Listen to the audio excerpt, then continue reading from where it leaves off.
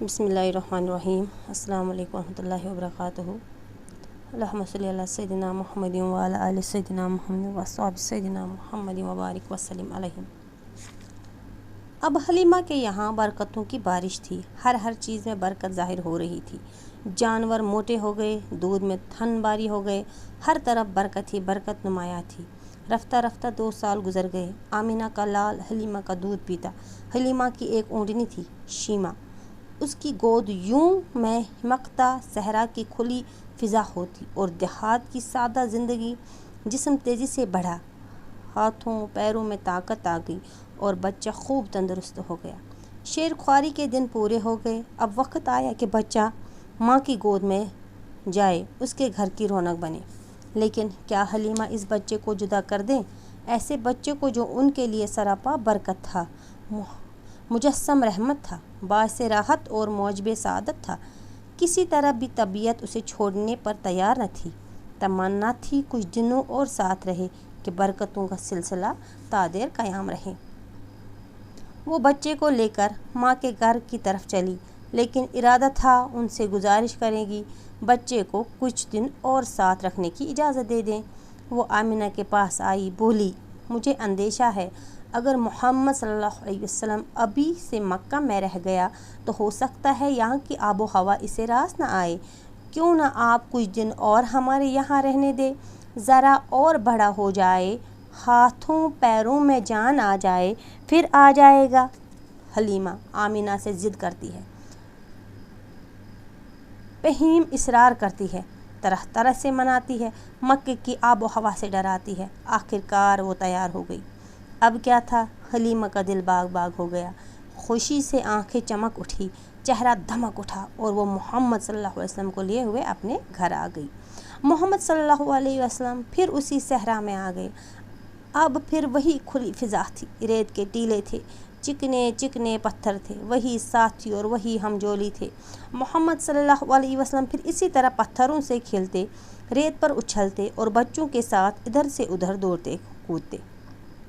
محمد صلی اللہ علیہ وسلم اب 5 سال کے ہو گئے۔ حلیمہ سے جدائی کی ساعت پھر آن پہنچی۔ محمد صلی اللہ علیہ وسلم سے حلیمہ کو بے حد محبت تھی۔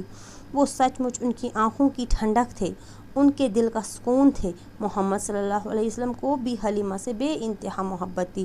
نبوت ملنے کے بعد بھی جب وہ آپ کے پاس آئیں تو آپ میری ماں کہہ کر لپٹ گئے۔ حلیمہ کے لیے محمد صلی اللہ علیہ وسلم کی جدائی سوہانی روح تھی، لیکن کرتی کیا کہ اب گھر پہنچانا ضروری تھا، مزید روکنا ناممکن تھا۔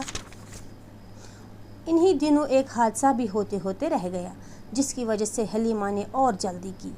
ایک روز وہ بیٹھی ہوئی تھی، ساتھ میں محمد صلی اللہ علیہ وسلم بھی تھے۔ اتنے میں حبشہ کے کچھ عیسائیوں کا گزر ہوا۔ بچے پر نظر پڑتے ہی وہ ٹھہر گئے، قریب آئے، اسے بڑے غور سے دیکھنے لگے، ایک چیز کا جائزہ لینے لگے۔ حلیمہ سے پوچھا بھی کیسا بچہ ہے یہ؟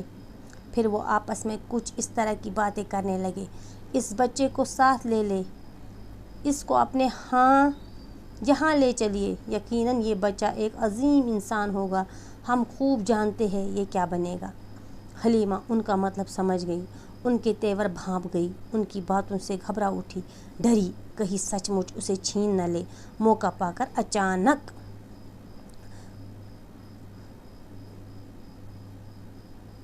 اچک نہ لے یا کوئی آزار نہ پہنچاوے۔ وہ نظر بچا کر بھاگ کھڑی ہوئی، بچے کو لے کر غائب ہو گئی۔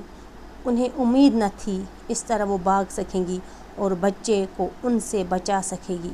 جتنی جلدی ممکن تھا وہ آمینہ کے پاس پہنچی، ان کی امانت ان کے حوالے کی، تب جا کر انہیں کہیں اطمینان کا سانس لیا۔ اب ماں کی ممتا تھی اور دادا کی سرپرستی۔ دونوں محمد صلی اللہ علیہ وسلم سے بہت پیار کرتے، ہمیشہ اپنی نظروں کے سامنے رکھتے، ہر طرح سے آپ کا خیال رکھتے۔ آپ صلی اللہ علیہ وسلم 6 برس کے ہو گئے تو ماں کا دل چاہا چل کر شوہر کی قبر دیکھے، چنانچہ مدینے کے لیے روانہ ہو گئی۔ محمد صلی اللہ علیہ وسلم کو بھی ساتھ لیتی گئی۔ شوہر کی ایک باندی تھی، ایمن، وہ بھی سفر میں ساتھ تھی۔ وہاں کا ایک مشہور خاندان تھا، بنی نجار۔ محمد صلی اللہ علیہ وسلم کے دادا کی ننیحال اسی خاندان میں تھی۔ بی بی آمنہ جا کر وہیں ٹھہری۔ بی بی آمینہ مدینہ پہنچی تو پیارے بیٹے کو وہ گھر دکھایا جہاں اس کے پیارے باپ نے وفات پائی تھی، وہ جگہ بھی دکھائی جہاں وہ ہمیشہ کی نیند سو رہے تھے۔ آج پہلا دن تھا کہ اس معصوم بچے نے یتیمی کا مفہوم سمجھا، آج پہلا موقع تھا کہ اس کے شیشے دل پر رنج و غم کا عکس پڑا۔ وہاں 1 مہینہ گزار کر بی بی آمینہ نے گھر لوٹنے کا ارادہ کیا اور محمد کو لے کر مکے کے لیے روانہ ہو گئی۔ شوہر کی طرح بی بی آمینہ بھی راستے میں بیمار پڑ گئی۔ مکے اور مدینے کے بیچ میں ایک گاؤں ہے ابوا، وہاں پہنچی تو حالت نازک ہو گئی اور پھر سنبھل نہ سکی، وہیں وفات ہو گئی اور وہیں دفن ہوئی۔ عبداللہ کی وفات بھی تو پردیس میں ہی ہوئی تھی اور دفن بھی تو اسی طرح ہوئے تھے، قوم و وطن سے بہت دور۔ اللہ آپ کا ولی وقار ساز ہے اے محمد صلی اللہ علیہ وسلم۔ آپ یتیم تھے، باپ کے سائے سے محروم تھے، ابھی اس یتیمہ کا شعور ہوا ہی تھا کہ ماں بھی چل بسی، باپ کی قبر دیکھی ہی تھی کہ ماں کی بھی قبر تیار ہو گئی۔ اب آپ تنہا رہ گئے، ماں ساتھ تھی تب بھی آپ کو یتیمی کا ملال تھا، بھلا دل پر کیا بیتتی ہوگی جب یہ سہارا بھی ٹوٹ گیا۔ صدمے پہ صدمہ، ایک سے بڑھ کر دوسرا۔ ایمن نے آپ صلی اللہ علیہ وسلم کو اپنی حفاظت میں لیا اور بڑے پیار سے گھر لائیں۔ مکہ پہنچتے تو آپ بھلک بھلک کر رو رہے تھے۔ آج آمنہ کے لال کی حالت دیکھی نہیں جاتی تھی۔ اس حادثے کا عبد المطلب پر بڑا اثر ہوا۔ محمد صلی اللہ علیہ وسلم کو لیے ان کے سینے میں ماں کی محبت اور باپ کی شفقت ابل پڑی۔ اب وہ آپ پر بے انتہا مہربان ہو گئے، پہلے سے زیادہ ماننے لگے، بڑی محبت سے پیش آتے، لطف و کرم کی بارش کرتے، ہر آن آپ کا خیال رکھتے، ہر طرح سے دلجوئی فرماتے، اپنی ذات اور اپنی اولاد سے بڑھ کر آپ کی فکر رکھتے۔ عبد المطلب قریش کے سردار تھے، کعبہ کے زیر سایہ اپنی گدی پر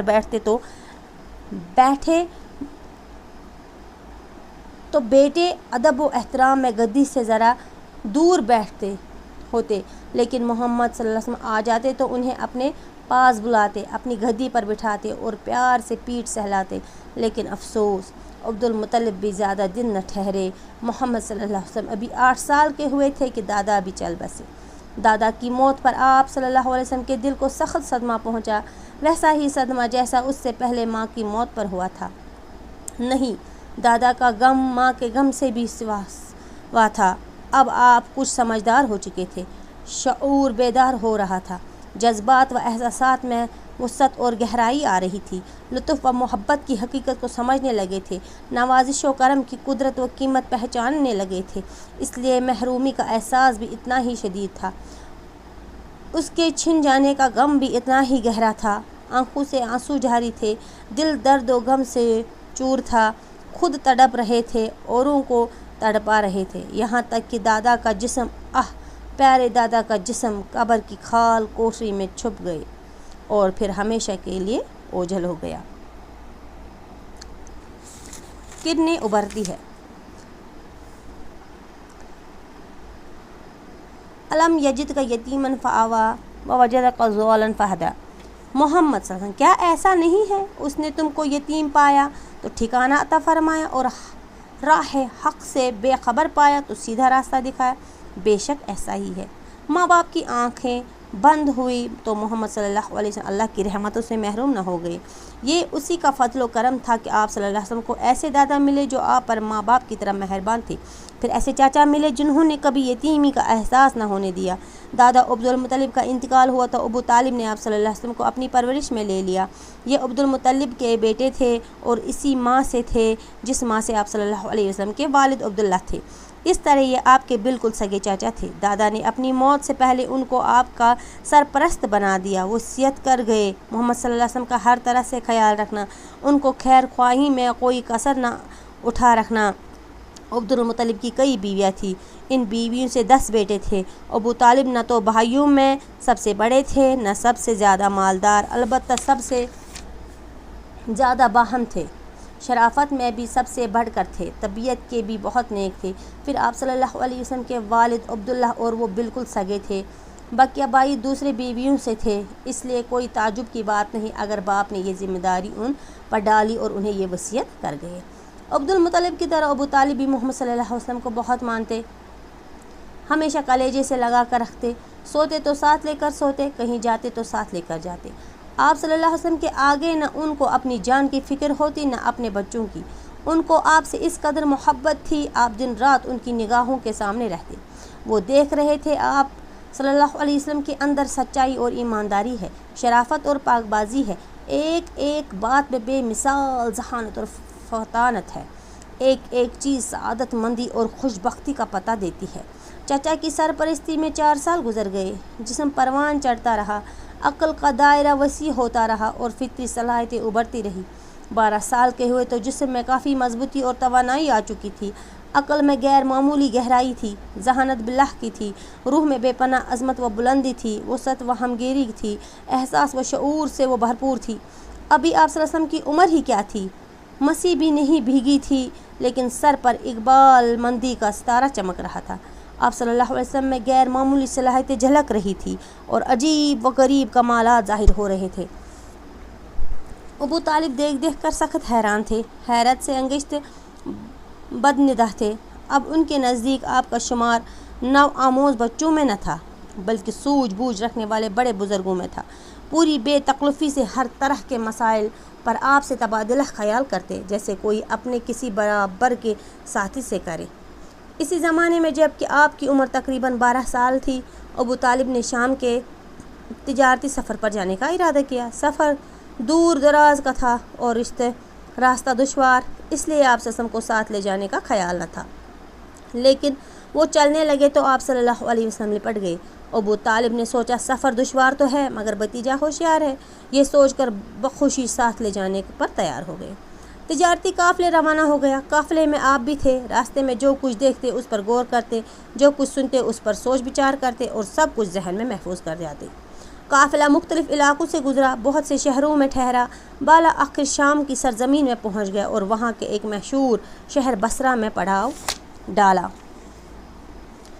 बुसरा में बहरिया नामी एक राहिब था। उसके गिरजा घर के पास ही एक सायादार जगह थी। कुरैश ताजिर जब भी बुसरा पहुंचते वहीं पर ठहर कर कुछ देर आराम करते, फिर आड़ियतों और व्यापारियों से मिलते। ये काफ़िला भी इसी जगह आकर ठहरा और हर शख्स अपने अपने काम में मसरूफ़ हो गया। कोई ज़्यादा थका हुआ था, वो आराम करने लगा। कोई भूख से बेताब था, वो दस्तरख्वान फैला कर बैठ गया। कोई अपना तिजारती सामान ठीक करने लगा कि जल्दी से उसे ठिकाना लगाए। और अभी कोई बहुत ज़्यादा देर नहीं हुई थी, लोग इसी तरह अपने अपने कामों में लगे हुए थे कि एक कासिद आया। बोला, आप लोग बहरा के यहाँ तशरीफ़ ले चले। उन्होंने आप सब को लोगों को याद किया है, खाना भी आप लोगों को वहीं खाना है, सब कुछ इंतज़ाम हो चुका है। लोग हैरियत से एक दूसरे का मुंह तकने लगे। निगाहें गोए एक दूसरे से पूछ रही थी, वो यहाँ कहीं बाहर आए, ठहरे और चले गए, लेकिन बहरा ने कभी नहीं पूछा आज वो क्यों इतना मेहरबान हो गया। बहरहाल करते क्या, इनकार करने की तो कोई वजह न थी। दावत कबूल कर ली। तमाम लोग कासिद की रहनुमाई में रवाना हो गए। हाँ, सिर्फ मोहम्मद सल्लल्लाहु अलैहि वसल्लम रह गए। आप नहीं गए इसलिए कि अभी बच्चे थे। बहरा ने सब का बहुत ही परतपा खैर मकदम किया। बोला, भाइयों, मैं चाहता हूँ आज तुम सब मेरे साथ खाना खाओ, तुम्हारा कोई भी फ़र्द खाने से रह न जाए। अहले काफ़िला, हम सब आ गए। हाँ, एक छोटा सा बच्चा भी साथ है, उसको वहीं छोड़ आए हैं। बहरिया, नहीं नहीं, बच्चा है तो क्या, उसको भी लाओ, वो भी यहीं खाना खाएगा। उनकी हैरानी और बढ़ गई कि एक तो बहरिया, नहीं नहीं, बच्चा है तो क्या, उसको भी लाओ, वो भी यही खाना खाएगा। उनकी हैरानी और बढ़ गई कि एक तो खिलाफ मामूल दावत की, फिर ये भी इसरार की कोई रह न जाए। बहरिया, क्या बात है, आज आपने हमारी दावत की है, इससे पहले तो कभी करते न थे। उन्होंने बड़े ताज्जुब से सवाल किया। आप लोग दूर के मुसाफिर हैं, हमारे पड़ोस में आकर ठहरे हैं, हम पर आपका हक है, हमें उसका ख्याल रखना ही चाहिए। मैंने चाहा आप लोगों की कुछ खातिर हो जाए। और क्या बात हो सकती है, बहरिया ने टालने की कोशिश की। बाखुदा कोई बात है ज़रूर, महज इतनी बात तो हो ही नहीं सकती। اہل قافلہ کی الجھن بدستور قائم رہی۔ قاصد ابو طالب کے ڈیرے پر گیا، محمد صلی اللہ علیہ وسلم کو ساتھ لے کر آیا۔ بحریہ اور تمام اہل قافلہ بیٹھے آپ کا انتظار کر رہے تھے۔ بحریہ کی نظریں محمد صلی اللہ علیہ وسلم پر پڑی تو جم کر رہ گئی۔ وہ ٹک ٹکی لگائے آپ کو دیکھتا ہی رہا۔ سب نے کھانا کھایا۔ کھانا کھا کر وہ ادھر ادھر پھیل گئے، کوئی تو چہل قدمی کر رہا تھا، کوئی گھوم پھر کر بحریہ کا گرجا گھر دیکھ رہا تھا۔ ایسے میں بحریہ آپ کے پاس آیا، بولا، بیٹے تمہیں لات و عزیٰ کی قسم، جو کچھ پوچھوں صحیح صحیح بتلا دینا۔ لات و عزیٰ کی قسم نہ دیجیے۔ محمد صلی اللہ علیہ وسلم نے فوراً لقمہ دیا۔ اچھا خدا کی قسم، جو کچھ پوچھوں سب بتلا دینا، کچھ چھپانا مت۔ بحریہ نے دوبارہ التماس کیا۔ پوچھئے کیا پوچھتے ہیں؟ محمد صلی اللہ علیہ وسلم نے اس کی درخواست منظور کر لی۔ بحریہ آپ سے آپ کے ہی بارے میں مختلف سوالات کرنے لگا۔ کچھ مزاج اور طبیعت کا حال پوچھا، کچھ عادات و اخلاق کے بارے میں دریافت کیا۔ آپ صلی اللہ علیہ وسلم کے ہر سوال کا جواب دیتے رہے۔ اتنے میں ابو طالب محمد صلی اللہ علیہ وسلم کو لینے آ گئے۔ یہ بچہ تمہارا کون ہے؟ بحریہ ابو طالب کی طرف متوجہ ہو گیا۔ یہ میرا بیٹا ہے، ابو طالب نے یوں ہی چلتا ہوا جواب دیا۔ یہ کیسے ہو سکتا ہے؟ یہ تمہارا بیٹا نہیں، اس بچے کا باپ زندہ ہو یہ نہیں ہو سکتا۔ بحریہ نے ابو طالب کی بات ماننے سے انکار کر دیا۔ آپ کے بارے میں بحریہ کی یہ معلومات دیکھی تو ابو طالب دنگ رہ گئے۔ ہاں یہ میرا بھتیجا ہے، ابو طالب نے اپنی بات کی تصدیق کی۔ اور اس کا باپ؟ بحریہ نے پھر سوال کیا۔ ابھی یہ ماں کے پیٹ میں ہی تھا کہ باپ کا انتقال ہو گیا۔ ابو طالب نے مزید وضاحت کی۔ تم نے سچ کہا، اب اپنے بھتیجے کو واپس گھر لے جاؤ اور دیکھو اسے یہودیوں سے بچا کے رکھنا۔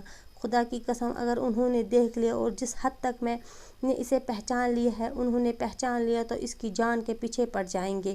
تمہارا یہ بھتیجا کتنا عظیم انسان ہوگا اس کا تم تصور نہیں کر سکتے۔ بس یہ سمجھ لو یہ وہ ہیرا ہے جس جیسا ہیرا کوئی پیدا نہیں ہوا۔ بحریہ ایک ہی سانس میں یہ ساری باتیں کہہ گیا۔